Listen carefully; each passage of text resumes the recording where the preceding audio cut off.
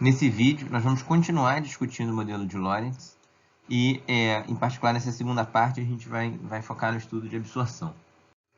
Então, a gente vem estudando nos últimos vídeos, né, como é que uma onda se propaga em um meio que é linear, isotrópico, homogêneo e sem dispersão espacial. Então, sempre bom lembrar, quer dizer, desprezar a dispersão espacial significa que a polarização no ponto do espaço depende só do campo naquele mesmo ponto. A gente viu que isso é uma boa aproximação na maior parte dos casos, em particular de elétrica, que a gente está estudando na escala macroscópica aqui, vai ser sempre uma boa descrição. Por ter homogeneidade aí temporal, isso significa que em Fourier eu vou ter uma relação de proporcionalidade, né? Aqui de proporcionalidade, porque, de novo, estou usando aqui a hipótese de linearidade, que a gente viu também que é ótima nas condições usuais. E, no entanto, esse Q, ele depende da frequência. Aqui está a ideia da dispersão temporal, que a gente justamente, com o modelo de Lorentz, está tentando modelar. E, supondo aqui isotropia, esse Q, ele é o escalar, né? Então, essas são as hipóteses. E aí a gente, na primeira parte do vídeo, né, a gente viu como que a gente pode modelar a resposta do material. Então, a ideia, essencialmente, é que a gente está considerando também aqui um material que não é piroelétrico, então campo elétrico zero, polarização zero. Você liga o campo elétrico, você induz um dipolinho, e esse dipolo, aqui um campo de dipolo por volume, nesse pesão, ele vai obedecer a equação de oscilador harmônico. Então, a ideia física é que você, sem o campo, estava ali com... os elétrons estavam na sua configuração de equilíbrio, né, a sua nuvem eletrônica, e quando você liga o campo elétrico, você desloca um pouco do equilíbrio estável, e o que se segue são, então, dipolos induzidos que oscilam harmonicamente com a frequência ω0 aqui, denotada do modelo. E aí, enfatizando aqui, eu já mencionei aqui, corresponde às vibrações dos elétrons, e de fato, quando a gente está interessado no espectro visível, então a gente está jogando uma luz que vibra na frequência do visível, aí, 10 a 14 Hz, como a gente discutiu no vídeo anterior, em bastante detalhe na aula de espalhamento Rayleigh, a contribuição dominante é realmente devido às vibrações eletrônicas. Então, isso está aqui, essa massa que a gente está colocando aqui é a massa do elétron, tá? Na verdade, quer dizer, ali tinha representado só um modo de vibração, mas em princípio você tem vários modos de vibração das nuvens eletrônicas com diferentes ômega zeros. A ordem de grandeza é do ultravioleta, mas em princípio você tem infinitos modos ali a serem contemplados. Tá? Mas nota que esses ômega zeros, então, no caso dos elétrons, você tem essa ordem de grandeza que são as frequências que o elétron consegue responder. Então, se você vai ali, enfim, esse ômega zero é limitado superiormente, não tem qualquer ômega zero, não. Como a gente explorou algumas consequências disso no último vídeo também. Tá? Então, em princípio, a resposta do material é você somar essa susceptibilidade à contribuição de cada oscilação. Tendo a susceptibilidade, a gente consegue escrever a permissividade, em termos delas a gente escreve o índice de refração. Então, a gente, muitas vezes, ainda mais quando a gente está jogando luz visível no material, até por toda a tradição de estudo da ótica, em geral, a grandeza que a gente está interessado é o índice de refração. Inclusive, para entender aí a propagação da onda, a gente viu que é fundamental aí a gente modelar o índice de refração. E foi isso que a gente discutiu bastante detalhe no vídeo anterior. Mas no vídeo anterior a gente estava sempre considerando que a gente estava longe das ressonâncias, tá? Então a gente estava sempre considerando que essa frequência ômega era bem diferente de ômega zero. E nesse vídeo a gente quer justamente analisar agora o que acontece quando você está próximo à ressonância. E aí um pouco da intuição é exatamente o que acontece ali desde o curso de mecânica, né? Quer dizer, se você está perto da ressonância, é fundamental você levar em consideração efeitos dissipativos. Eles são essenciais nesse momento, ou seja, olhando só por essa expressão, parece que tem uma divergência, pareceria que você teria ali uma susceptibilidade infinita. E, bom, claro que não poderia de fato ser infinito, porque mesmo que não tivesse dissipação nenhuma, você começa a deslocar muito ali, induzir um dipolo muito grande, quebraria a aproximação linear. Mas, quer dizer, para muito além disso, mesmo sem a gente continua no regime linear e a dissipação ela faz com que a resposta ela não divirja. E a gente vai ver que, quer dizer, a linearidade ela vai permanecer válida esse vídeo inteiro, a gente não precisa colocar ela em xeque, porque justamente efeitos dissipativos impedem que essa polarização fique perigosamente grande. Tá bom? De fato, você, como a gente viu, né, a hipótese linear ela é válida enquanto você estiver longe de campos que rompam a rigidez dielétrica do material. E, quer dizer, você liga o campo elétrico na frequência de absorção e o material não vira um plasma, ele simplesmente absorve aquela luz. Então, a aproximação linear é muito boa, mas agora a gente vai precisar lidar com essa... Como é que a gente vai modelar a dissipação. Então, vamos começar analisando um caso de um único átomo. A gente estudou bastante o único átomo algumas aulas atrás, mas sempre longe das ressonâncias. E no caso de um único átomo, a ideia física, como a gente mencionou, é que você liga um campo elétrico, a nuvem eletrônica desloca e ela vai, então, começar a vibrar. E isso vai, portanto, dar origem a uma radiação emitida, e a dissipação, no caso aqui desse átomo, se deve à emissão de radiação. Tá? E a gente estudou, vídeos atrás, a potência irradiada, né, por um dipolo. Então, a gente viu que satisfaz a potência de Larmor, né? A gente obteve essa expressão algumas aulas atrás. E agora eu queria brevemente analisar as ordens de grandeza envolvidas quando a gente tem a emissão de radiação por um dipolo oscilante. Então, vamos imaginar que a gente ligou aqui um campo elétrico oscilante com uma frequência ômega, ele botou esse dipolinho aqui, essa nuvem eletrônica do regime estacionário para vibrar com a mesma frequência. E aí, a potência irradiada, a ordem de grandeza, então, você vai ter aqui uma oscilação harmônica. Então, essa aceleração, né? A potência irradiada tem a ver com aceleração, como a gente viu nas aulas de radiação. Essa aceleração, ela vai ser ômega ao quadrado vezes a amplitude do movimento, né? Então, a aceleração ao quadrado vai ser elevar isso aqui ao quadrado. Essa é a ordem de grandeza, né? A aceleração, ela vai, enfim, vai oscilando também, assim como a posição dessa nuvem eletrônica. E aí, então, a ordem de grandeza da potência irradiada é dada por essa expressão daqui. Então, a gente vai definir agora um gama, uma medida do quanto que a gente está dissipando de energia, como sendo a potência que está sendo irradiada dividido pela energia que você tem nesse movimento. E a ordem de grandeza da energia é m ômega ao quadrado vezes a ao quadrado, pensando ali bem na energia elástica aqui mesmo, né? Kx ao quadrado, né? Então, eu quero calcular essa razão para ver o quão relevante são esses efeitos dissipativos. Então, uma medida da relevância do amortecimento é pegar esse gama e dividir pelo ômega zero, pela frequência de vibração natural dessa nuvem eletrônica. E aí, botem os números para vocês fazerem uma estimativa. Você vê que mesmo se você puser um campo elétrico muito rapidamente oscilante, 10 a 15 Hz, essa razão gama sobre ômega zero ela é da ordem de 10 a menos 8. Então, de fato, a emissão de radiação é um efeito bem pequeno o quanto ela dissipa de energia do sistema. Então, realmente, você precisa estar ali bem próximo à ressonância para você ter manifestos efeitos dissipativos. E isso, inclusive, a gente observa experimentalmente. Quer dizer, quando você olha ali as linhas espectrais emitidas pelos átomos, você vê que as emissões, as absorções dos átomos são em linhas bem finas, né? Tá? A gente vai voltar nisso mais adiante, entender melhor porque que a largura da absorção tem a ver com a dissipação.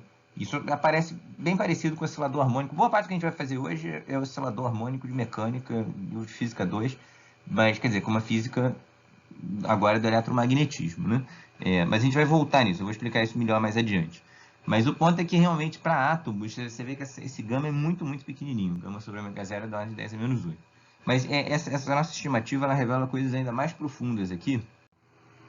Se a gente notar que esse gama, né, do jeito como eu defini, ele é função de ômega, na verdade, porque por Larmor a potência radiada é proporcional à frequência elevada a quarta, mas a energia na oscilação é proporcional à frequência ao quadrado. Então, o fato desse gama ser função de ômega significa justamente que a força não é gama vezes V, como gama sendo uma constante, ou seja, a dissipação não é linear. É isso que a gente está mostrando aqui.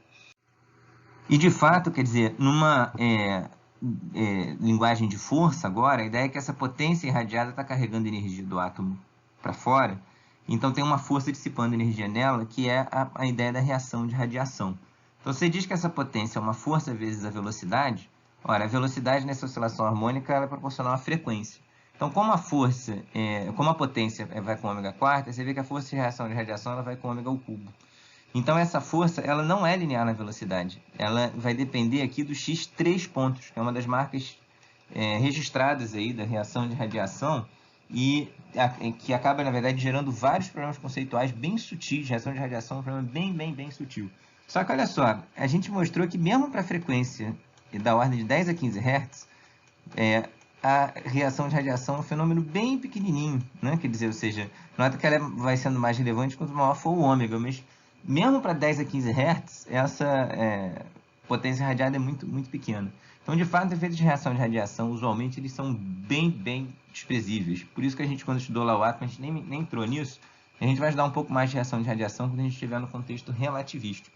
Que aí, quando você começa a ter velocidades grandes, aí a coisa pode ficar mais relevante. A gente vai voltar nisso depois. Mas o que eu quero destacar desse slide, ou seja, para essa aula de hoje, o que importa são duas coisas. Primeiro, que para átomos, efeitos dissipativos se devem a mecanismos de reação de radiação e que são muito fracos. Tá? E segundo, que quando o mecanismo é reação de radiação, essa dissipação não é linear, ao contrário do que a gente faz lá no nosso osciladorzinho harmônico em física 2. Agora, em sólidos, tem outros mecanismos que dissipam energia muito mais eficientemente que a radiação possa carregar. Então, em sólidos, na verdade, a gente vai desprezar a perda de energia por radiação frente a outros mecanismos dissipativos. E quando eu digo sólidos, enfim, líquidos também. E aí, você vai ter outros mecanismos aí em meios materiais, tipicamente, que vão ser dominantes. E que, enfim, em curso de matéria condensada é modelado com mais detalhes. Esses problemas dissipativos, eles são bem, bem sutis de serem estudados nos primeiros princípios. Mas, quer dizer, em essência, você tem basicamente você faz um modelo hidrodinâmico mesmo, em que essas interações com os fônons da rede, né, que são essas vibrações aí dos átomos, elas vão dissipar a energia do material e na prática vão levar a um arrasto, né, que é essencialmente linear, como que aparece em física 2. Então aqui para a gente isso aqui vai ser um modelo empírico, né, quer dizer, fenomenológico, a gente está na mão aqui dizendo que a dissipação é linear, mas isso de fato descreve bem, a gente vai ver que esse modelo de Lorentz com esse termo aqui de dissipação linear, ele descreve bem a resposta dos sólidos, dos meios contínuos em gerais, dos líquidos e tal, mesmo dos gases, né? Quer dizer, esses efeitos coletivos, eles tendem, embora o gás e os átomos interajam muito fraco, a reação de radiação é tão fraquinha que muitas vezes essa aqui é uma boa descrição realmente para modelar o que está acontecendo. Então, essa equação aqui é o chamado modelo de Lorentz completo. A gente tinha apresentado uma parte dele quando a gente discutiu na aula anterior. E a discussão na aula anterior é ótima quando a gente está longe das ressonâncias, mas quando a gente começa a estar perto, vai ser fundamental a gente modelar essa dissipação. Por Fourier, a gente pode obter agora com essa susceptibilidade como função da frequência. E a gente vê que o papel da dissipação é introduzir agora uma dependência aqui com I no Q, ou seja, o Q agora é um número complexo. Então, o amortecimento do ponto de vista matemático ele se traduz numa susceptibilidade complexa. A primeira coisa que eu vou querer discutir agora com vocês é o que significa, né, essa resposta complexa dos materiais, do ponto de vista físico e matemático. Então, vamos começar aqui com uma revisão de mecânica. Como eu disse, a matemática que a gente está fazendo está toda no que vocês estudaram no curso de mecânica, no oscilador harmônico amortecido. Está tudo lá. Então, quais são os efeitos físicos de você ter amortecimento? Então, primeiro, você suaviza o pico de ressonância. Então, se você fizesse gama igual a zero aqui, nesse Q, você teria que, quando o ômega é igual a ômega zero, o seu Q divergiria, então a amplitude da sua oscilação iria para infinito. O gráfico da amplitude, como função da frequência, ela teria aqui uma divergência, né? Ela ia divergir na ressonância. E agora, quando você tem aqui um amortecimento, você coloca você agora tem uma amplitude que é finita, mesmo quando você tem ômega igual a ômega zero. E uma medida disso é o chamado fator de qualidade, que é a razão do ômega zero pelo gama. Se o gama for pequeno, então você tem um pico grande e estreito. Se você começa a aumentar o gama, você começa a ter dois efeitos. Você vê que o pico aqui da amplitude ela não fica mais na frequência de ressonância, como vocês discutem lá em mecânica, e fica ele fica muito largo, né? Fica baixo. Inclusive, se você for aumentando muito gama, esse pico pode sumir completamente. Se você tiver gama maior aqui do que, por exemplo, do que ômega zero, você vê esse gráfico aqui, você vai tendo vários gamas. Aqui é o gama 0,5, você vê que 0,5 ômega zero já é essa curva aqui, você já quase não vê pico. Gama igual a 10 ômega zero, você tem tanto amortecimento que a sua amplitude máxima vai ser para a frequência zero, caso estático. Ou seja, você amortece completamente qualquer frequência maior do que... Enfim, quanto maior for a frequência, menor é a amplitude de oscilação continuamente. Ou seja, você nem vê pico de ressonância. Então, isso é uma coisa bem importante. Lá na mecânica, vocês discutem bastante. Aqui eu não vou discutir tanto. Porque, na verdade, a gente vai voltar nisso várias vezes no vídeo. Mas, no caso aqui, no modelo de lógica, quando a gente aplica ele para os materiais, tipicamente a gente tem um gama muito pequeno comparado com o ômega zero. Então, a gente está realmente na região de um bom fator de qualidade, né, nessa linguagem. Ou seja, a gente tem um pico bem marcado aqui, o pico, quando você está na ressonância. A posição do pico é bem próxima de ômega zero, tá? Só que ele agora é finito e tem uma largura que é dada justamente por gama. Então, a largura desse pico é da ordem de gama. Esse é o contexto que a gente vai estar aqui na matéria, enfim, quando a gente está em eletromagnetismo na matéria, que é um pouco já o que a gente viu ali nas raias espectrais, né? Quer dizer, que você tinha ali linhas muito definidas, né? É a mesma ideia, a gente vai ver isso aparecendo mais para frente de novo. Segundo efeito do amortecimento, ele leva a uma defasagem na resposta do material. Então, quando você tinha a ideia, é que se você tem aqui frequência muito pequena comparado com ômega zero, a gente viu no vídeo anterior que esse aqui é real, ou seja, o P e o E estão em fase. Então, se o E está para cima, o P está no máximo dele para cima que ele consegue estar. Aí, quando o campo elétrico inverte, fica ao contrário, o P está ao contrário. Ele consegue acompanhar, o material consegue acompanhar o campo perfeitamente bem. Quando você tem o ômega maior do que o ômega zero, se você não tiver amortecimento nenhum, você já vê que fica negativo, acontece o contrário, você está completamente fora de fase. Tá? Então, quando você não tem amortecimento nenhum, é uma coisa abrupta, que é o que acontece quando você tem um gama bem pequeno, você vê que fica zero, quase sempre, passou da ressonância, ele fica π. Sem dissipação nenhuma, é uma coisa descontínua. A dissipação, ela suaviza isso aqui também, e agora você varia aqui continuamente, tá? Quando você tem muito amortecimento, você vai alargando essa curva, né? A gente vai estar basicamente nesse regime aqui, de pequeno Q. Mas então, o outro efeito do amortecimento é dar essa defasagem. E um terceiro efeito do amortecimento é fornecer aqui uma escala de memória para o sistema. Então, o tempo de memória do sistema é da ordem de 1 sobre gama. E vamos agora entender isso um pouquinho melhor. Então, quer dizer, para a gente entender essa característica, é melhor a gente olhar no tempo, a relação da polarização induzida pelo campo elétrico no tempo. E aí, bom, até agora a gente veio trabalhando em Fourier, e já deu para ver várias coisas que são mais fáceis de ver em Fourier, mas a gente ganha insights bem interessantes passando essa discussão para o tempo. E aí, como a gente viu nas aulas anteriores, a relação se escreve dessa forma daqui, e aqui uma das ideias bem profundas de dispersão, ou seja, o material responder diferente para frequências diferentes se traduz no fato de que a resposta não é instantânea, ou seja, se eu quero saber a polarização no instante t, eu preciso saber o campo em instantes de tempo diferentes também, ou seja, o que aconteceu antes continua influenciando o P no instante de tempo t. Aqui eu não estou escrevendo argumento espacial, lembra que a gente desprezou dispersão espacial? Então, a ideia é que esse campo P é calculado num ponto do espaço, e aqui esse campo elétrico é calculado no mesmo ponto do espaço. Como a gente supôs também aí homogeneidade espacial, isso significa que esse aqui não depende do ponto de espaço que você está analisando. Então, realmente aqui, em ficar sobrecarregado, colocar essa variável espacial, ela não vai ser necessária. E o ponto, quando a gente escreve dessa forma daqui, é notar que a susceptibilidade, então, ela é uma função de Green, tá certo? Bem como as funções de Green que a gente estudou desde o início do curso.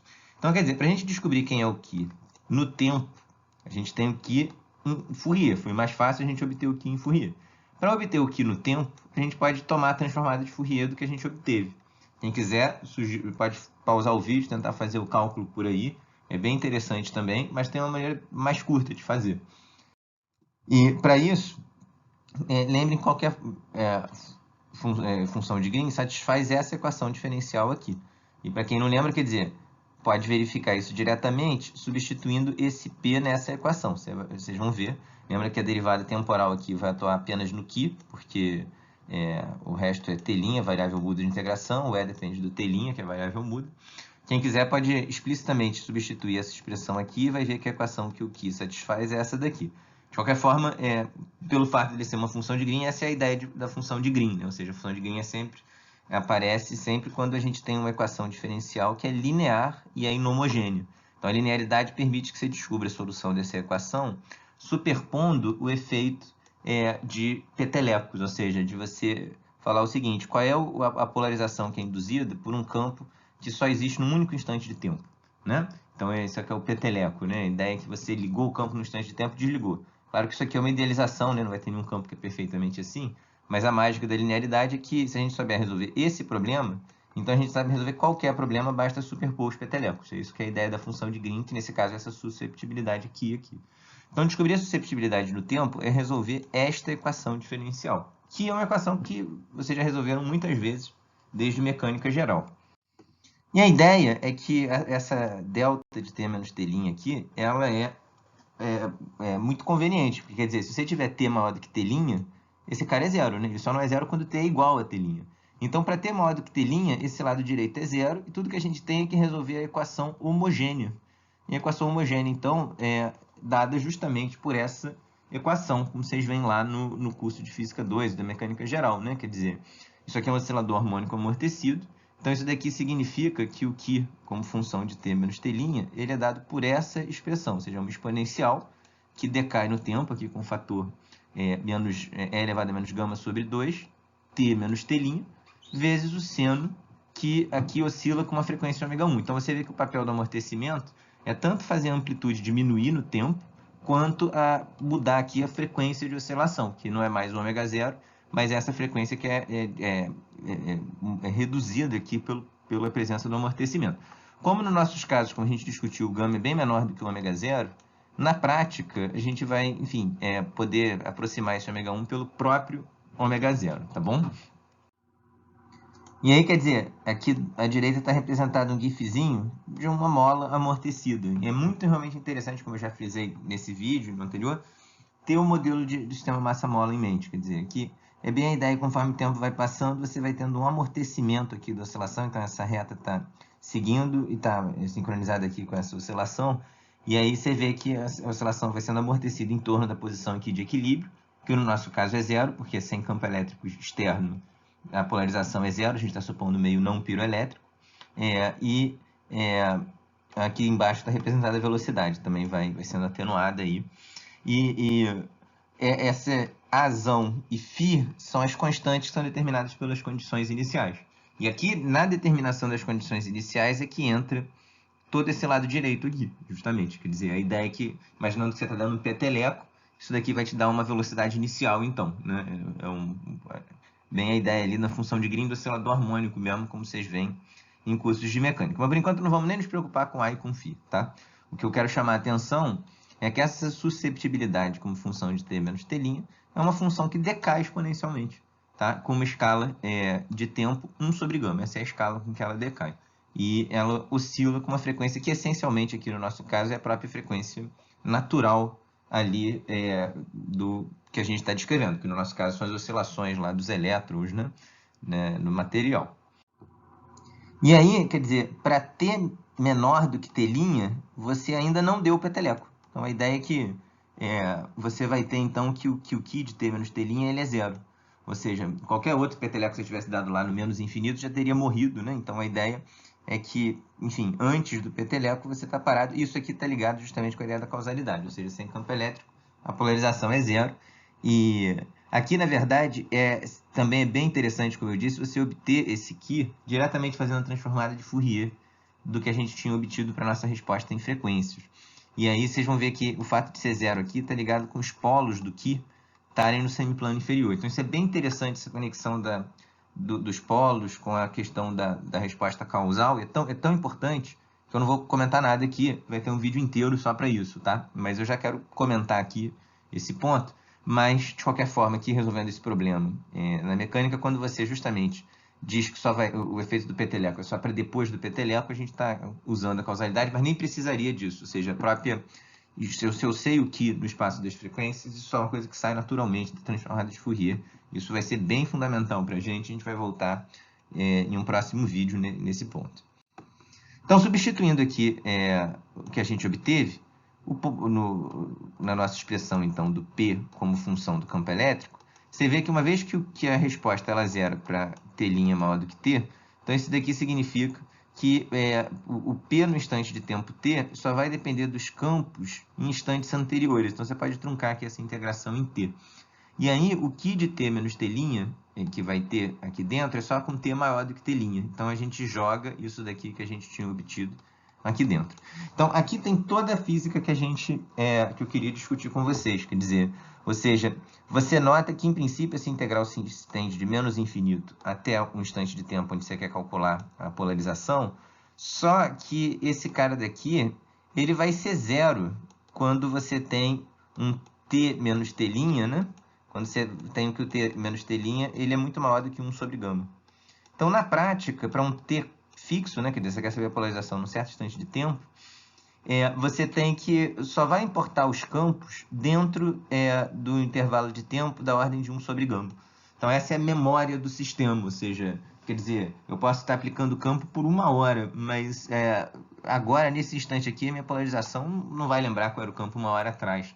Então, esses gamas aqui, você vai ter tipicamente aí, enfim, qual é o gama ali que vai descrever melhor o seu material varia, mas quer dizer, você vai ter aí coisas tipicamente bem pequenas, né? Quer dizer, ali por causa da reação da radiação a gente estimou que era algo de 10 a 7 Hz. Aqui vai ser bem mais alto, mas aí, sei lá, 10 a 11, 10 a 12, vai depender dos materiais, vai depender... Depois eu vou voltar nessa questão dos números, mas então você vê que são coisas aqui de picosegundos, às vezes menos até.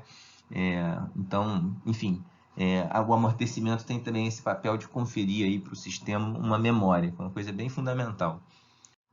Por fim, fica como exercício vocês determinarem quais são essas constantes A e Φ, tá? Que você vai colocar aqui. Então, isso daqui é um problema de mecânica, né? Ou seja, você tem que determinar quais são as condições iniciais a partir do momento que eu dei o peteleco. Quem quiser, depois a gente pode discutir isso em aula, a gente não vai usar aqui essas constantes. Aqui o mais importante para mim, eu queria discutir mesmo que a gente vai usar essa questão da memória, isso é bem fundamental aqui. Mas quem quiser pode tentar fazer esse exercício, eu posso voltar nisso em aula. Agora, quer dizer, a gente viu qual é o papel, então, de botar uma dissipação, como que isso afeta na resposta do material. Que eu estou chamando aqui o papel dos efeitos dissipativos na matéria, né? Ou seja, para o campo de polarização. Agora, qual que é o efeito para o campo elétrico, né? Quais são os efeitos para os campos que estão se propagando ali no material eu ter absorção? E é isso que a gente vai passar agora a investigar. Então, primeiro vamos considerar aqui um modo de Fourier com frequência bem definida, né? Vamos, em particular, investigar aqui uma onda plana monocromática, que está se propagando nesse meio. E a gente viu que essa onda ela vai se propagar no meio de forma que esse K de ômega tem que satisfazer a relação de dispersão, ou seja, que a gente viu que o K vai ser N de ômega sobre C, onde esse N é o índice de refração, que corresponde à raiz de epsilon sobre epsilon zero. Como a gente viu, é mais fácil de modelar primeiro o Ki, porque o Ki relaciona a polarização no material com o campo elétrico. A polarização a gente tem uma intuição física mais direta do que o campo D. E foi o que a gente fez, a gente obteve a susceptibilidade em Fourier aqui. Então a gente tem todos os ingredientes agora para ver como que esse campo vai se propagar no material. Ou seja, como que essa susceptibilidade vai, enfim, se traduzir num efeito aqui do material expressado aqui pelo índice de refração. E o primeiro ponto central para chamar a atenção é que, então, qual que é o papel do amortecimento para a susceptibilidade? É fazer com que a susceptibilidade agora seja um número complexo. Ora, se a susceptibilidade é um número complexo, se soma 1 nela, continua um número complexo. Multiplica por uma constante real, continua um número complexo. E tira a raiz desse cara, continua um número complexo. Então, agora, você tem que o índice de refração é um número complexo. Ora, se o índice de refração é um número complexo, isso se traduz agora no fato de que o K é um número complexo. E, como tal, ele possui uma parte real e uma parte imaginária. E aí, é muito comum na literatura de eletromagnetismo, nesse contexto de estudo de relações de dispersão, escrever o K de maneira que a parte real dele eu represento como K', a parte imaginária como IK2'. Eu não gosto muito dessa anotação, não, fica parecendo derivada, mas é muito comum essa anotação, muito usada, então vou usar aqui também para vocês irem, enfim, se acostumando com essa anotação. Então, o K' aqui representa a parte real do K, e o K2' representa a parte imaginária, tá? De modo que K' e K2' são, portanto, números reais. E aí, tendo então essa representação, posso jogar aqui dentro. E aí nota que o papel da parte imaginária é fazer então com que o campo ele decaia ao longo de Z. Então, a ideia é que o campo está decaindo. É a ideia, a matematização do conceito físico de absorção. Então, quer dizer, a gente até agora no curso, né, quando estudou lá reflexão, refração nos meios, você tinha que, enfim, o campo, quando ele incide na superfície do material, uma parte reflete, uma parte refrata, mas até agora a gente tinha considerado essas como as únicas possibilidades. E aí a parte que refratou ia continuar propagando para sempre no material. Acontece que, além desses mecanismos, você também pode ter absorção, ou seja, o campo, conforme ele propaga, ele pode ir decaindo, essa energia vai sendo transferida para o material. É isso que a parte imaginária do K está dizendo para a gente, que a gente tem esse decaimento do campo, essa absorção por parte do material. E essa absorção, então, ela é fundamental aqui, por exemplo, para entender as cores de alguns materiais. Então, aqui, por exemplo, o sulfeto de cádmio, ele tem uma absorção no visível. E essas frequências de absorção no visível fazem, então, com que a luz ela vá, por ser absorvida, o material acaba apresentando uma coloração. Você joga luz branca no material, uma parte ele absorve, e você vê o restante aqui, que sobrou, se traduzindo numa coloração para o material. Tipicamente, os isolantes e tal, em geral, as frequências de absorção dele estão no ultravioleta ou no infravermelho. São lá pelos mecanismos de vibrações nucleares, as infravermelhas, e por transições eletrônicas no ultravioleta. Agora, os semicondutores, eles têm gaps de energia menores, né? Isso se traduz, então, em frequências de transição para o elétron menor. Então, às vezes, você tem frequência de transição no visível. Então, você consegue ter aqui, no visível, uma absorção manifesta. Mas, enfim, por definição aqui, o material, se ele não tem absorção nenhuma no visível, a gente diz, então, que ele é transparente no visível, porque ele vai... Depois a gente vai discutir isso um pouquinho mais de detalhe. Tá? Mas, então, a absorção é uma coisa bem importante aí para a interação da luz com a matéria. E se você tem alguma frequência que você absorve aqui no visível, então isso vai influenciar como que esse material se apresenta. E a gente vai ver daqui a pouquinho, enfim, melhor essa questão de onde que tem as frequências de absorção, onde que você absorve bem, onde que você absorve mal. A gente vai ver melhor isso daqui a pouquinho. E aqui um exemplo também bem interessante, que é o exemplo da água. Na verdade, você vê que a absorção dela não é alta no visível, não, é uma absorção baixa. Então, você tem aqui algumas regiões que absorvem mais aqui no infravermelho, bom, aqui, na verdade, é ultravioleta, aqui no infravermelho. No visível absorve pouco, mas absorve mais o vermelho. Então, você vê que aqui tem mais coisa para o vermelho do que para o azul. Então, você tem pouca água, você vê ela essencialmente transparente, mas quando você tem mais água, então, por exemplo, a luz que é refletida no fundo da piscina e vem para os nossos olhos, ela já percorre uma camada mais espessa de água, né? E aí você acaba vendo a coloração azul, que é o que sobrou ali, né? Que ela absorveu mais o vermelho. Então, essa questão, ou seja, dado o material, ver onde estão os picos de absorção, vai te permitir entender melhor ali como é que vão ser as propriedades ópticas do material. E agora a gente vai querer entender um pouquinho melhor daqui a pouco onde que aparecem os picos. Mas antes disso, vamos quantificar um pouquinho mais essa questão da absorção, né? Quer dizer, a gente viu que o K é N ômega sobre C. Então, se a gente agora denota a parte imaginária do índice de refração por capa, então o índice de refração eu vou usar uma notação um pouquinho diferente. O índice de refração, em vez de usar N', N2', eu vou chamar a parte real de eta e a parte imaginária eu vou chamar de capa. Também alguns livros chamam assim e tal, enfim, vou seguir essa nomenclatura. E aí, então, essa parte imaginária do capa que vai dar a parte imaginária do K, né? Então, se você agora usa que o K é N ômega sobre C e coloca nessa expressão, você vê que o decaimento de intensidade do campo, que tem a ver com o campo ao quadrado, ele vai ser basicamente dado por esse fator aqui, é elevado a menos 2K ômega Z sobre C. Ômega sobre C vai ser essencialmente o K0, né? Ou seja, o número de onda no vácuo, né? E que eu posso escrever como sendo 2π sobre lambda zero. Então, isso aqui é uma maneira conveniente de escrever, que aí a gente tem, então, que o nosso decaimento ele é menos 4π kappa, então essa constante dimensional diz aí o quanto que se absorve, vezes uma dimensional, z sobre lambda zero. Tá? Então, a ideia é que a gente pode definir aqui um delta, que é o comprimento de penetração, que é essencialmente lambda zero sobre 4π kappa. Então, isso aqui te dá uma medida do quanto que a onda está penetrando antes de ser majoritariamente absorvido. E aí aqui é legal porque, a partir do conhecimento do kappa, imagina aqui, por exemplo, que o kappa seja 10 a menos 4. Então, você tem um coeficiente de absorção aqui, enfim, pequeno, número adimensional. Esse cara é 1 sobre 10 mil. Quando você multiplica ele por 4π, 4π é tipo 10, né? Então, esse cara daqui todo, nesse exemplo, vai ficar 10 mil. Então, isso aqui, escrever dessa forma é interessante, porque você vê que para você decair apreciavelmente ali a sua intensidade, você vai ter que andar basicamente 1000 comprimentos de onda. Agora, você está no visível, o comprimento de onda é 0,5 micrômetros, né? Então, você vê que andar 10 comprimentos de onda vai dar algo aí, tipicamente da ordem de milímetro, né? Ou seja, é muito pequeno realmente aí ou seja, o quanto você consegue andar antes de absorver. Isso para um capa que é 1 sobre 10 mil. Então, isso aqui é bom para ganhar uma intuição numérica, né? Para ver que realmente, ou seja, quando a gente vê um material transparente, a luz percorrendo aí um vidro de espessura grande, quer dizer, você vê que esse capa tem que ser muito, muito diminuto. E a gente vai ver que isso de fato acontece quando você está longe das frequências de absorção. Para a gente começar então agora a quantificar melhor, a ganhar uma intuição mais precisa, né, dessa questão da absorção, vamos voltar ao modelo que nós fizemos de dispersão e vamos estudar em mais detalhe. Então, quer dizer, lembrando que o nosso modelo a gente colocou apenas uma ressonância, depois eu vou voltar nisso, né? Quer dizer, então, é isso que está representado aqui.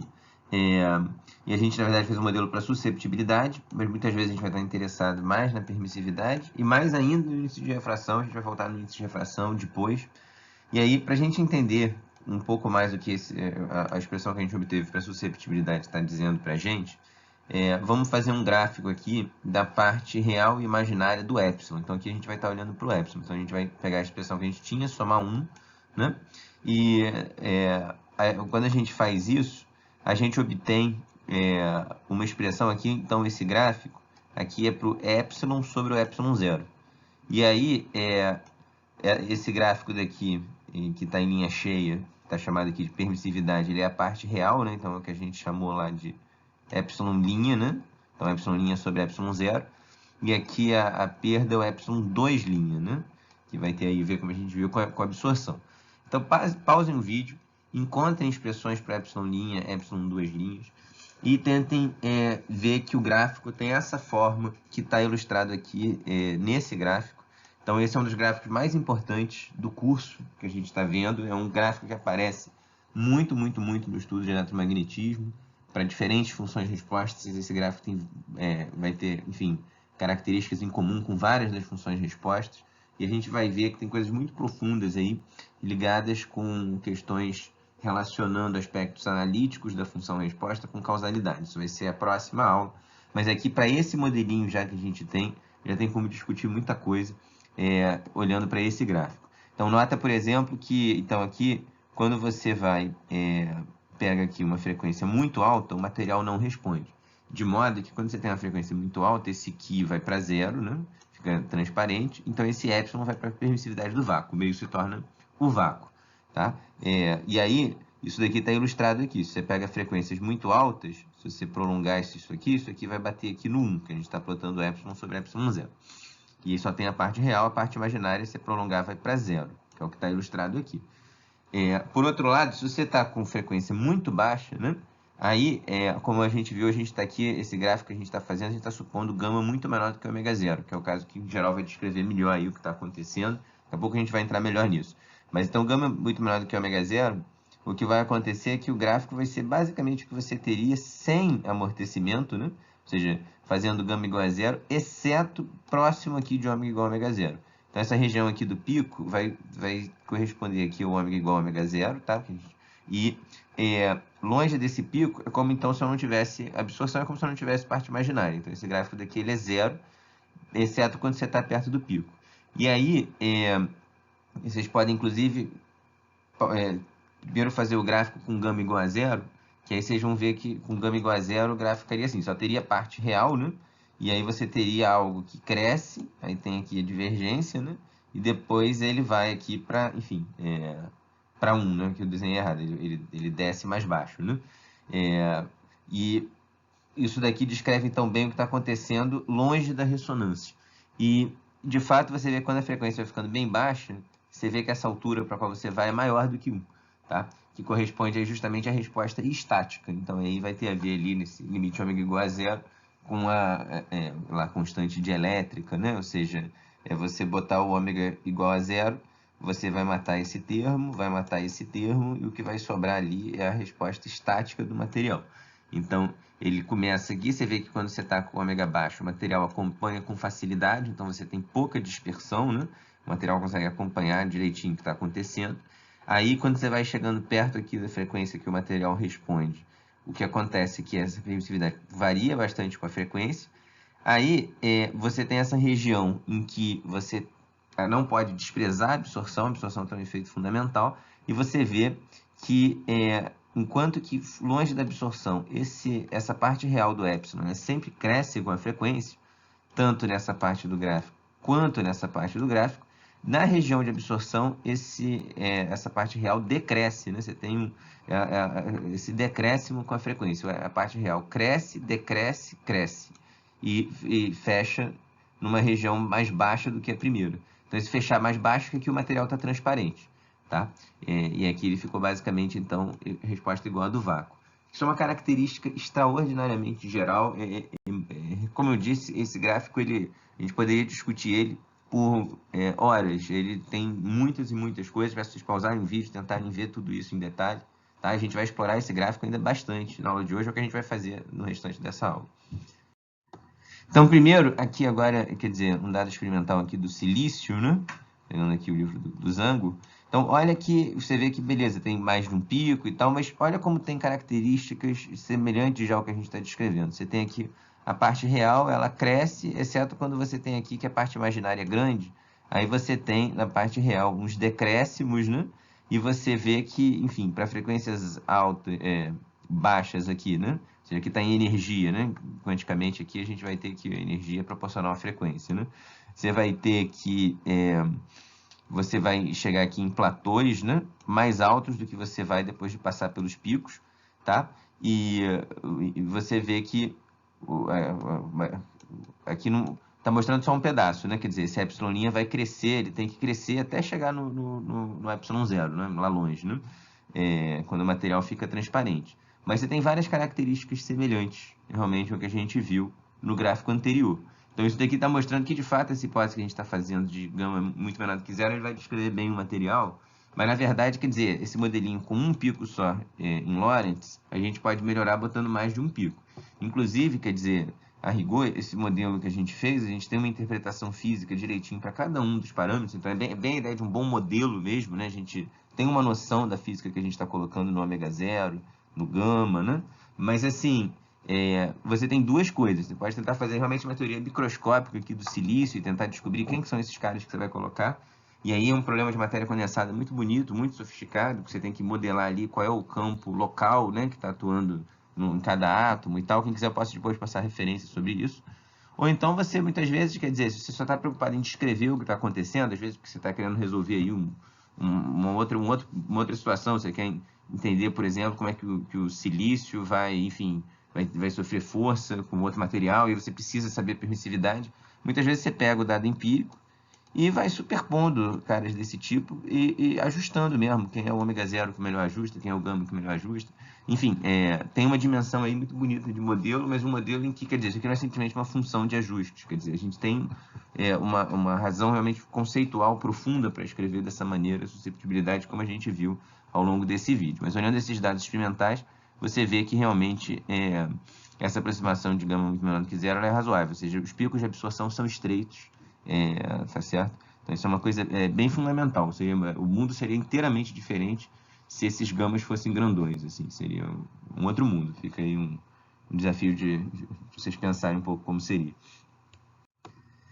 Então, o problema é o seguinte, quer dizer, não é nenhum problema, mas assim, tudo que a gente discutiu é lindo para entender a permissividade, que é uma coisa legal de entender. Mas, assim, se a gente quer entender a propagação de onda na matéria, a gente vai estar interessado no índice de refração. E aqui, então, vou usar essa notação, né, que o epsilon relativo aqui é o epsilon do material dividido por epsilon zero, né?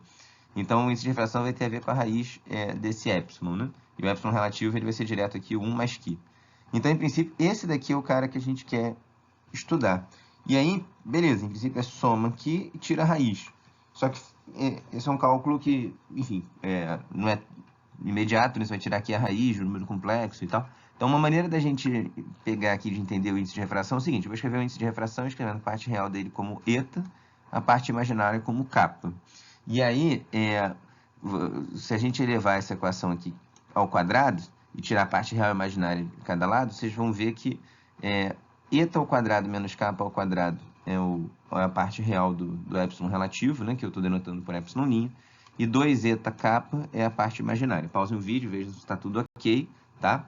E aí, agora você tem duas equações e duas incógnitas. E aí, vocês podem mostrar que a parte real e imaginária do índice de refração é dada por essa expressão aqui, tá? Então, esse epsilon', lembrando, é a parte real, né, do epsilon relativo, então esse R aqui é de relativo, né? Cuidado para não confundir. E esse módulo daqui é o módulo desse número complexo. Então, vai ser pegar o epsilon', né, ao quadrado e somar aqui com epsilon 2' ao quadrado. Então, pausem o vídeo, tentem fazer esse cálculo, tá certo? Nota que algumas características dá para ver direto aqui. Então, se você tem que o epsilon é, por exemplo, um número real, aí, quer dizer, se ele for um número real positivo, ele é igual ao módulo dele, então kappa é 0, e o n, e o eta, né, a parte real do índice de refração, vai ser só a raiz desse epsilon, tá? Consistente. E se ele for um número negativo, aí troca, aí o índice de refração é o imaginário puro. E no caso geral, o caso que a gente está interessado, ele tem parte real e imaginária. E aí, essa expressão daqui, ela muitas vezes não é muito prática, né? Porque é uma expressão, enfim, depois é difícil de você manipular, mas a gente vai ver que dá para você fazer muitas discussões conceituais interessantes usando essa expressão. A gente vai voltar nela mais para frente no vídeo. Mas muitas vezes você vai poder usar aproximações que vão ajudar a gente a entender aí o que está acontecendo. Então, por exemplo, se a gente tem gases que interagem fracamente com materiais muito rarefeitos e tal, você tipicamente vai ter que os épsilons são muito menores do que 1, esses épsilons relativos, né? Então, quer dizer, a correção deles para o vácuo é uma correção pequena. E aí, nessas circunstâncias, né, a gente vai poder aproximar esse n de ômega como sendo basicamente 1 mais o Q sobre 2. Que vai ser basicamente tirar a raiz aqui, tá certo? Então, dentro dessa aproximação, a gente vai ter que o gráfico para o índice de refração vai ter basicamente aí a mesma expressão que a gente tinha antes, o mesmo tipo de gráfico, ou seja, a parte real tem esse comportamento, ela cresce, e está sempre crescendo, exceto nas regiões que você tem absorção. E quando você tem absorção, você tem essa região em que a parte real decresce com a frequência. A gente vai ver que tem uma física bem rica nisso. Tá? Você tem aqui uma absorção, né, que é estreita, você tem um pico bem definido. Então, basicamente o mesmo tipo de gráfico que a gente obteve para o epsilon. Claro que se isso daqui vai ser uma boa aproximação ou não, vai depender. Você tem que ver aí. Aqui, por exemplo, nesse pico, né, você vê que esse índice de refração está chegando em 2. Então, esses números que a gente está escolhendo aqui, nessa região aqui, não estaria muito bom. Mas para um gás, se você conseguir garantir aí que esse epsilon é sempre muito pequeno, né, ou seja, aí, enquanto isso daqui for verdade, você pode usar uma expressão aproximada que muitas vezes é conveniente, várias vezes, inclusive, quer estudar algum efeito aí de propagação em meios dispersivos e tal. Às vezes, um primeiro exemplo legal para estudar é colocar, ver como é que vai passar num gás aí bem diluído, tá? Então, enfim, tem outras aproximações também que podem ser úteis. Depois eu vou passar algumas para vocês aí por fora.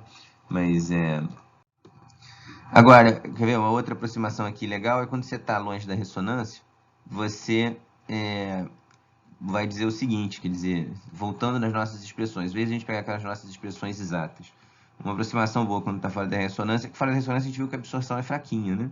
Então, quer dizer, esse kappa, ele é dimensional, ele vai ser um cara pequeno. Então, o kappa ao quadrado eu jogo fora. Então, basicamente, quer dizer, para a parte real do índice de refração, eu uso a aproximação de dizer que ele é raiz do epsilon', né? Que seria como eu teria ali, e no caso, sem absorção, e o papel da absorção aqui é só aqui embaixo, né? Ele tem uma correção. E aí, sabendo aqui o epsilon, o eta, né? A parte real, a gente joga nessa expressão e descobre quem é o kappa. Então, longe de ressonâncias, isso aqui é uma boa aproximação também, que muitas vezes pode ser útil. Inclusive, se você quer saber como que uma onda se propaga no material e tal, quer dizer, muitas vezes na região que absorve muito também, ela não propaga muito, ela é rapidamente absorvida. Então, muitas vezes a gente está interessado mesmo em propagação, enfim, longe de ressonâncias. Quando você está estudando aí, por exemplo, você joga luz num prisma e quer ver lá como é que vai acontecer, essas aproximações muitas vezes elas são úteis, né? Então, aqui um gráfico bem legal, quer dizer, esse Wood deu contribuições importantes aí para tudo que a gente está, enfim, estudando aí na aula de hoje. E realmente na virada do século XIX para o XX teve muito estudo aí relativo às curvas de dispersão, até pelas possibilidades empíricas que estavam sendo desenvolvidas de se estudar, né? O índice de refração, de se medir. Então, enfim, medidas aí, justamente a época que o pessoal estava conseguindo obter as raias espectrais e que foram tão importantes, inclusive, no desenvolvimento da quântica, né? Então, aqui é um gráfico do índice de refração para o vapor de sódio. E aí você vê, quer dizer, longe fora da absorção, né? Quer dizer, você vê que aqui com a técnica dele, ele conseguiu chegar até bem perto aqui da absorção, que são essas linhas D, né? Que ele chamou, então, aqui numa linguagem bem de espectroscopia, né? E aqui você tem o plot aqui, cuidado que aqui está como função do comprimento de onda, diferente dos outros gráficos que a gente tinha. Mas você vê aqui, basicamente ali, o mesmo tipo de comportamento que a gente obteve antes e que pode ser descrito basicamente por uma expressão desse tipo. Aqui, bem perto da linha de absorção, é muito difícil você medir. Você tem técnicas aí para medir, depois eu passo referência, vou botar também no site umas referências sobre isso. Mas olha como fora você tem esse comportamento, e aí quase que, enfim, continuando aqui, você fala, bom, utilidade deve fazer, bom, o que eu fiz aqui não é nenhuma função, né? Mas aí você vai ligar esses dois aqui, e isso aqui vai ser a outra parte do gráfico. Mas é bem difícil você fazer experimento aqui, porque é uma região que absorve muito, então não é simples, mas tem muitos e muitos dados experimentais, quer dizer, ao longo do século XX se estudou muito essa região, porque é uma região que tem muita física, chamada região da dispersão anômala. Anômala por ser atípica, né? Quer dizer, o índice de refração está aqui crescendo com a frequência e nessa região daqui acontece o contrário. Então, a gente vai voltar nisso daqui a pouquinho. Mas primeiro, vamos explorar um pouquinho como é que é o índice de refração do material. Basicamente, é tomar a raiz da permissividade. A gente viu o gráfico da permissividade, mas o gráfico do índice de refração ele vai ter algumas diferenças bem interessantes. O comportamento geral é parecido, mas ele vai ter algumas diferenças interessantes que vai valer a pena a gente discutir. E pelo fato de ver a raiz quadrada daquela função. A raiz quadrada vai dar uma distorcida, sobretudo quando você tem mais absorção aí. A gente vai ver agora, mas para isso deixa eu escolher aqui então um caso particular. Vamos botar aqui o gama igual a ômega 0 sobre 4. E aí essa constante aqui que aparece, esse NE ao quadrado MY0, isso aqui tem dimensão de frequência ao quadrado. E essa frequência, então vou chamar isso aqui a raiz, né? Vou chamar essa frequência de plasma e vou escrever ela como 2 ômega 0. A gente vai interpretar melhor essa frequência em próximos vídeos, tá? Mas só para uma anotação aqui que o pessoal usa, que eu vou usar nesses gráficos. Então, nesse exemplo daqui, a gente, uma vez tendo agora os números, a gente pode fazer os gráficos, e fazendo os gráficos a gente vai poder fazer várias discussões legais. Então, esse exemplo é bem ilustrativo. E aqui esses gráficos foram feitos supondo que esse ômega 0 ele é igual a 4 nesse gráfico aqui. Vocês podem pensar aqui que, por exemplo, em linguagem de matéria condensada, seriam 4 elétron-volts. Enfim, só para ter aqui uma unidade de referência, né?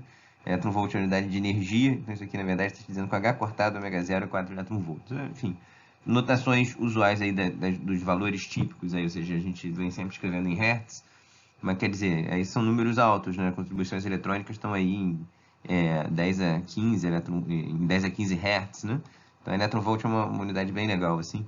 Então, mas enfim, isso é só para dar a escala do que está acontecendo. Então, o gráfico do epsilon tem basicamente aqui o comportamento que a gente tinha visto. Tem um pico aqui no ômega 0, que esse gráfico foi escolhido como 4, e a gente tem aqui a parte real vindo aqui de um valor mais alto, né? Permissividade estática, e você cresce, tem essa região aqui que decresce bem na região de absorção, né? E depois ela vai crescendo, vai subindo, né? Até chegar lá ao 1, né? Se a gente continuasse aqui o gráfico para sempre. Tá? Agora, olha o que acontece com índice de refração. Então, o que a gente vai fazer agora é a gente pegou esse aqui, é um modelo, a gente agora tem os números que a gente jogou nesse modelo, a gente joga isso aqui no epsilon, tira a raiz, tira a parte real imaginária e faz esse gráfico. Então, olha o que acontece. Algumas feições gerais estão aí. Em vermelho, de novo, a gente tem a parte real do índice de refração, que é o que a gente está chamando de eta. Tá? E aqui, basicamente, em azul, a gente tem a parte imaginária. Depois eu comento a curva verde.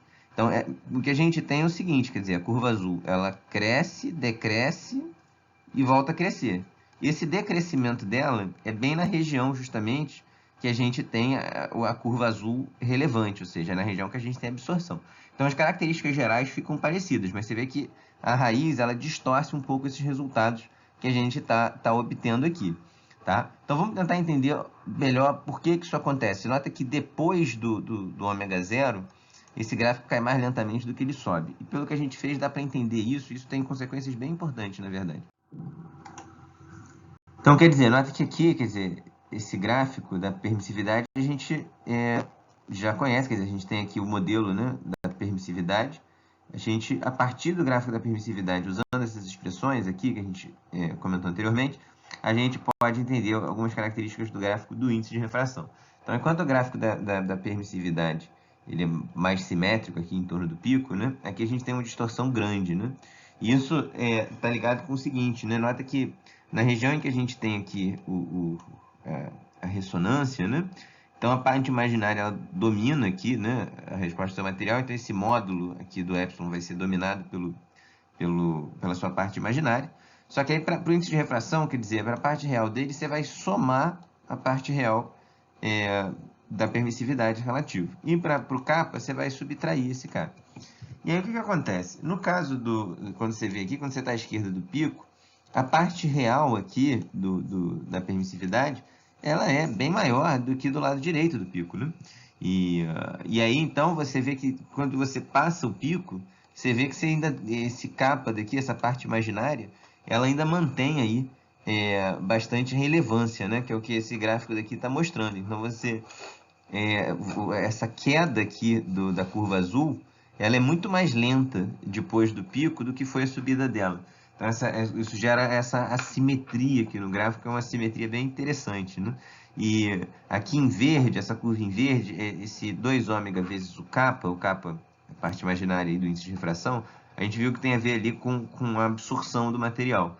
Então, a gente está normalizando aqui para ficar dimensional, dividindo por ômega p. Então, você tem essa curva em verde, né? E aí, então ela também aqui é uma medida então, do quanto você está absorvendo. Então, você vê que, de fato, quanto você absorve, vai caindo aqui à direita, né? Então, essa aqui é essa curva verde, né? Então, aqui a gente viu algumas características do índice de refração, que são bem gerais, na verdade, que no nosso modelo a gente botou uma ressonância só. Mas, enfim, como eu mencionei anteriormente, quando você vai combinando, essas características gerais que a gente está mostrando, elas vão estar presentes em muitas e muitas situações. E é bem rico também a gente analisar a reflexão. Então, os coeficientes de Fresnel que a gente demonstrou aqui para incidência normal, vamos analisar o caso de incidência normal à superfície do dielétrico. E aí, aqui é basicamente a expressão que a gente demonstrou lá para o coeficiente de Fresnel. Quando a gente estudou reflexão e refração, a gente estava inicialmente aplicando em exemplos sem absorção, mas vocês podem ver que a demonstração que a gente usou basicamente usa as condições de contorno do campo. Então, ela continua válida. E o lance agora é que você necessariamente tem que usar que o índice de refração é complexo, né? Quando você está próximo na região de absorção, isso é fundamental. Enquanto que nos exemplos que a gente fez anteriormente, o índice de refração em geral era real, né? Então, essa é a grande diferença. E aí, quando a gente coloca aqui, então, analisa o coeficiente de reflexão, de novo, o que está acontecendo aqui na nossa expressão? A gente vê que a parte real do índice de refração, esse eta, ele é muito mais relevante antes do pico do que depois do pico, né? Então, quer dizer, se você tivesse que o eta é zero exatamente, né? Se você pega que o cara aqui ele é zero, a reflexão é 100%. Então, quer dizer, quando ele é pequenininho, você reflete muito mais. E é o que está mostrando esse gráfico. Lembra que aqui a gente estava supondo que o ômega zero estava em 4, né? Elétron-volts. Aqui nesse gráfico, você vê que a reflexão depois da ressonância, ela cresce bastante, né? E você tem aqui uma região toda que você reflete bem, basicamente até chegar ali na nossa frequência de plasma, que é 2 ômega zero. Então, a partir daí, você começa aqui a decrescer de novo a reflexão. E aí, nota aqui, para antes do pico, bem antes, né, você tinha aqui uma reflexão que variava pouco e que, enfim, estava ligada ali com o coeficiente de reflexão do seu material naquela região do espectro. Aí ela, de repente, aqui, logo depois da ressonância, começa a refletir muito, tem uma região que reflete bastante. E, por fim, depois a reflexão é desligada, porque o material vai ficar transparente, né? Então, são características bem gerais. Deixa eu botar agora com outros valores aqui, né? Então, agora o ômega zero está no mesmo valor, o ômega de plasma está no mesmo valor, mas agora esses gráficos da direita têm menos amortecimento. E aí, olha como as feições gerais são parecidas. Aqui o gráfico para epsilon, você diminui o amortecimento, fica mais estreito, né? O pico. A região aqui que você tem esse decréscimo aqui também fica mais estreita, né? E quando você olha para o índice de refração, em ambos os casos, você vê que depois do pico você tem ali uma região, vai caindo mais lentamente aqui a parte imaginária, né? Tem uma distorção ali, né? Por causa da raiz quadrada. Agora, sempre você tem ali, depois do 4 e antes do 8, nessa região entre o ômega 0 e aquele ômega de plasma, você tem uma reflexão grande no material, né? E quando você acentua aqui o pico, né? Quer dizer, você diminui o amortecimento, significa que a parte imaginária aqui, ela vai ser ainda mais relevante, né? E aí você tem aqui um pico, uma reflexão ainda maior, ainda mais definida. Esse platô fica mais definido, né? E nota que nessa região aqui, depois do ômega 0 e aqui antes do ômega de plasma, né? Essa parte real aqui do índice de refração, ela fica bem baixa realmente, o que está ligado aqui com essa reflexão fica bem alta. E aí após a reflexão de plasma, ela começa a crescer de novo. E enfim, isso aqui vai saturar em 1, né? Ou seja, quando você tiver uma frequência alta, como a gente viu, isso aqui satura em 1. Então, quer dizer, nesse tipo de gráfico é comum a gente dividir, né, o material em basicamente 4 regiões aqui, né? Quer dizer, uma região aqui antes do pico, né, que o material é essencialmente um material que transmite bem, então ele tem aqui um coeficiente de reflexão, mas é uma região em que ele essencialmente é uma região transparente, né? E você, então, depois disso, você tem aqui uma região de bastante absorção, que é basicamente essa região de bastante absorção aqui, vai ter essa largura aqui desse pico, ela é da ordem do gama, né? Então, essa região que a absorção domina é uma região tipicamente de largura gama em torno da frequência de ressonância. Então, você vai ter aqui, então, essa região dominada aqui por absorção, né? Depois você tem uma região dominada por reflexão, que aí depois quando você tem a absorção diminui, né? Você vê ela vai diminuindo, e a reflexão fica nesse platô aqui, que vai até o ômega de plasma. E a partir dessa região, tipicamente, você tem novamente material transparente, e quer dizer, no limite aqui ele vai desligando a resposta mesmo, ele vai ficando transparente quer dizer, vai, enfim, basicamente ficando, a reflexão vai para zero, ele vai sendo desligado essencialmente. Tá? Então essas características são bem gerais, são coisas bem importantes. Para finalizar esse vídeo, vamos discutir essa questão da dispersão anômala. Então o que é a dispersão anômala? Se você, como a gente comentou, fora aqui da região que você tem a ressonância, o índice de refração, a parte real dele, basicamente cresce com a frequência, né? Exceto quando você está perto da região de bastante absorção, né? Aí você tem esse decréscimo. Então, longe da absorção, isso é o que a gente chama de dispersão regular, dispersão comum. E você, nessa região de dispersão normal, você tem que frequências maiores são mais refratadas. E é isso que a gente está vendo aqui no prisma, né? O azul, que tem uma frequência maior, foi o cara que sofreu um desvio maior. O índice de refração vai estar ligado aí com um ângulo de refração, né? Pela lei de Snell. E aí o azul está sendo mais refratado, né? E na região de dispersão anômala acontece o contrário. E na verdade, isso não é uma mera curiosidade. Tem questões profundas de causalidade relacionadas com isso, que a gente vai depois voltar, e considerações matemáticas bem gerais do índice de refração, para ele ser uma função de Green, para ele ser analítico. Mas também tem outras coisas interessantes sobre isso. Antes de discutir a região anômala, vamos discutir a região comum. Então, ou seja, um resultado bem interessante que a gente verifica, então, pelo nosso modelo, é que os comprimentos de onda maiores, né, eles são menos refratados quando você está em região longe de absorção. E como a gente comentou, tipicamente, quer dizer, quando você tem também muita absorção, é difícil, você não vê muito a propagação da onda, porque ela rapidamente é absorvida, né? Então, é até experimentalmente um desafio você conseguir medir. Né? Você consegue, mas é difícil. Então, quer dizer, tipicamente, caso que a gente está interessado em propagação de onda, muitas vezes é com meio transparente mesmo. Então, a luz propagando pela atmosfera, né, que é um meio transparente.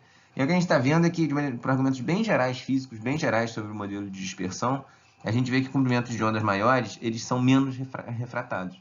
Por outro lado, como a gente viu, você tem que comprimentos de ondas são mais difratados. Quando você está no regime que a difração é relevante, né, esses daqui são os mais difratados.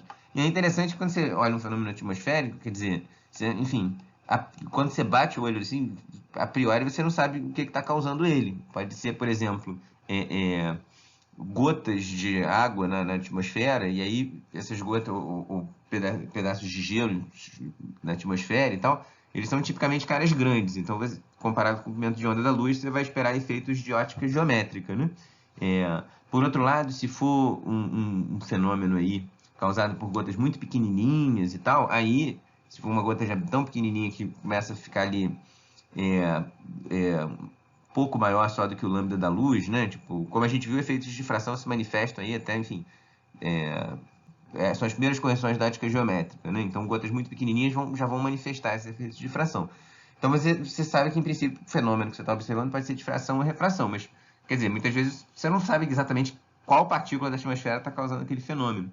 Então, essa diferença aqui ela é muito interessante, né? Porque quando você observa que as frequências mais baixas, né, estão por fora, estão sendo mais afetadas, você vê que isso é um fenômeno de difração, como é o caso da corona lunar, né, aqui, né, representado aqui nesse desenho, essa figura bonita.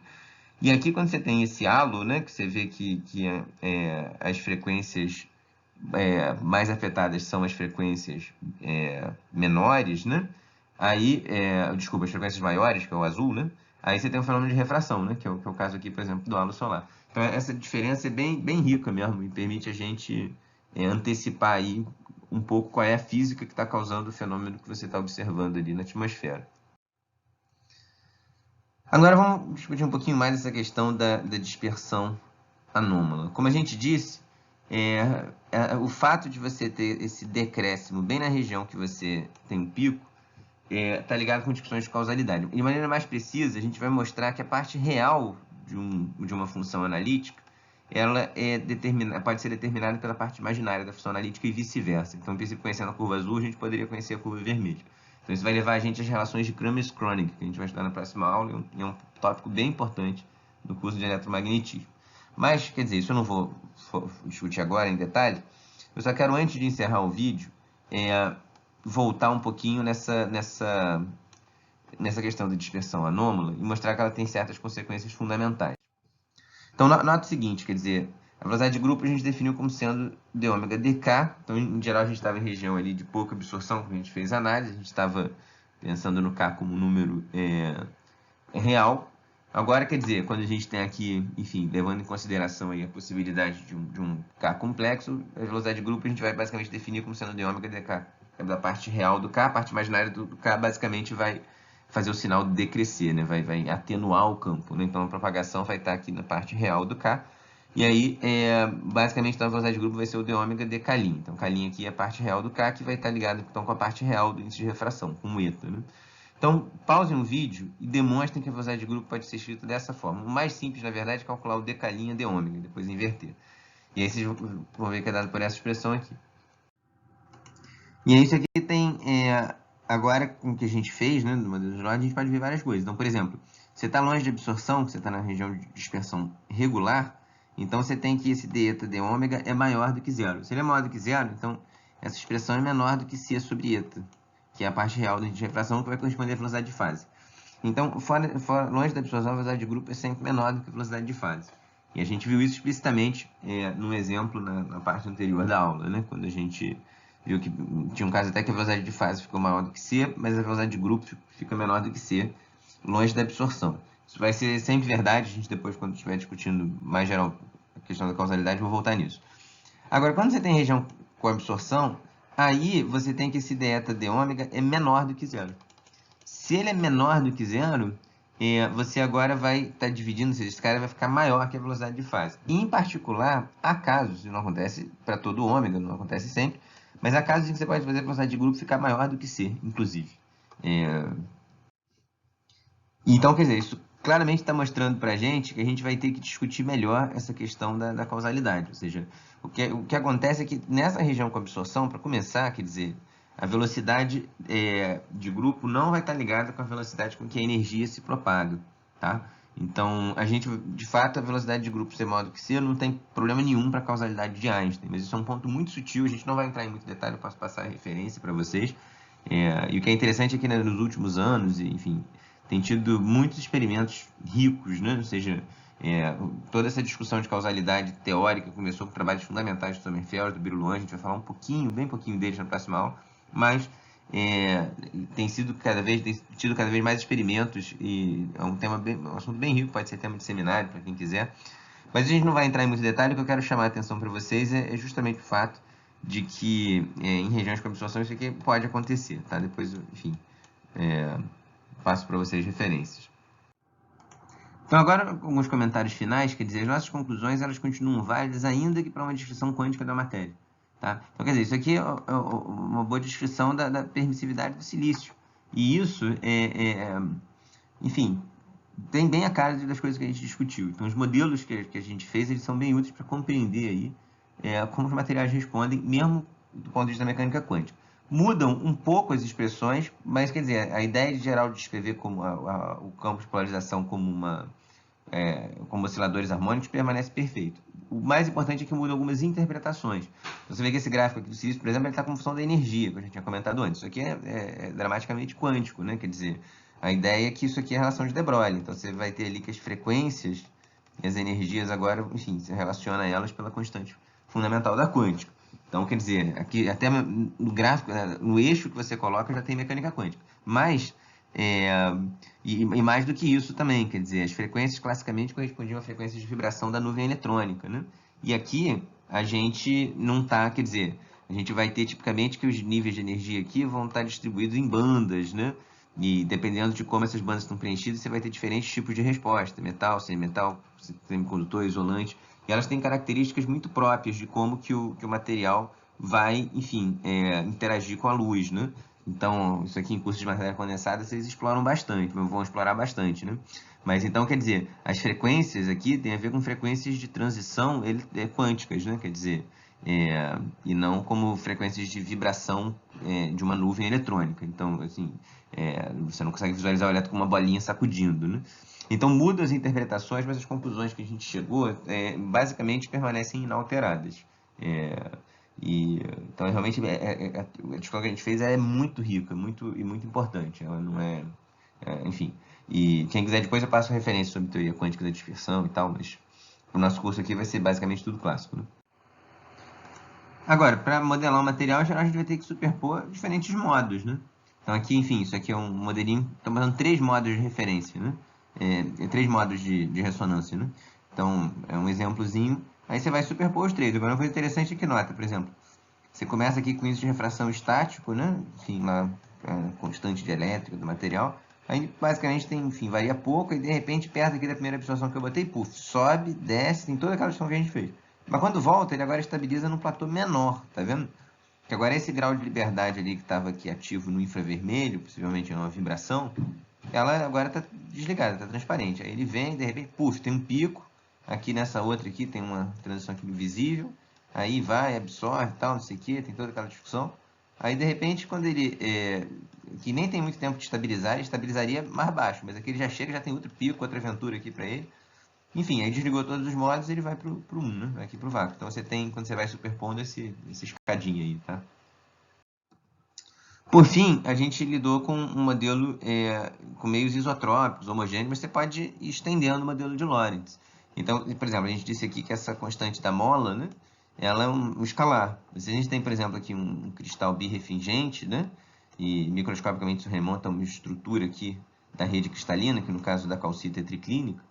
Então, quer dizer, você não vai entender birrefringência com o que a gente fez hoje. Não dá para entender, né? Quer dizer, você precisa colocar anisotropia no seu problema. E você faz isso, quer dizer, agora dizendo que a sua constante de mola é diferente em direções diferentes. Mas formalmente, esse K agora é uma matriz, né? Então, agora você está permitindo que você liga um campo em X, isso aqui pode gerar uma polarização numa direção diferente, em princípio, né? Enfim, então, essa questão de birrefringência é bem rica. Depois eu posso passar referências e tal. Enfim, mais para frente eu vou voltar na questão da birrefringência. Você pode ter dicroísmo também, quer dizer que a absorção, ela também não é um escalar, ela também é uma matriz. Então, agora você absorve diferente em direções diferentes. Então, isso é usado em alguns polarizadores e tal. Então, enfim, isso aqui é o início da discussão. Dá para fazer quase que um curso inteiro só explorando desdobramentos nessa aula de hoje. Realmente, tem uma física muito rica aí do geral da interação de luz e matéria. Vai ter que se encerrar esse vídeo. Qualquer dúvida, levem, por favor, para o nosso encontro presencial. Obrigado.